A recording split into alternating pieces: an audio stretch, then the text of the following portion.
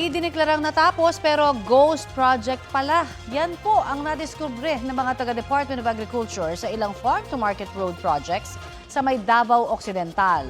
Balitang hatid ni Ivan Mayrina. Batay sa record, 2021 patapos ang farm-to-market road na ito sa Davao Occidental. Pero nang puntahan ni Agriculture Secretary Kiko Laurel, nabistong ang dapat ay kalsada, nananatiling lupa at graba. Sa pag-usad nila sa isang bahagi ito naman, kitang-kitang kakabuhos lang ng semento.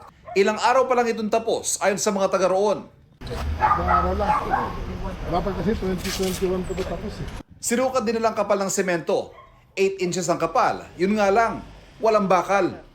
May mga na-confirm talaga na wala yung project at may na-confirm din na luma na yung pondo, ibig sabihin 21 hanggang 23, pero makikita na fresh pa yung mga concrete, ibig sabihin tinatry na habulin na gawin yung pagsasaayos ng karsada. Isa lamang ito sa hindi bababa sa 7 natutuklasang ghost farm-to-market road matapos i-audit ang 4,000 kilometro ng mga kalsadang ipinagawa mula 2021 hanggang 2025. Mga kaling kung natapos sana ay baka magpapabilis sa daloy ng mga produkto mula taniman patungo sa mga pamilihan.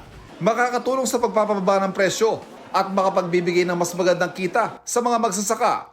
Dahil sa nabisto, babaguhin na ang kasalukuyang sistema na Department of Public Works and Highways o DPWH ang magpapatupad ng mga proyekto katuwang ang pribadong kontraktor. Sa halip, Agriculture Department na mangangasiwa ng construction ng mga farm-to-market road. Suportado ito ng DPWH. Nag-meeting kami nung isang araw para mag-coordinate kami ng efforts sa pag-imbestiga at pagsisigurado din no, na hindi na ito mauulit. At ang mga mapapatunayan umanong nagsabuatan. Matatanggal sa trabaho, kakasuhan, makukulong, babawiin natin pati yung mga ari-arian nila.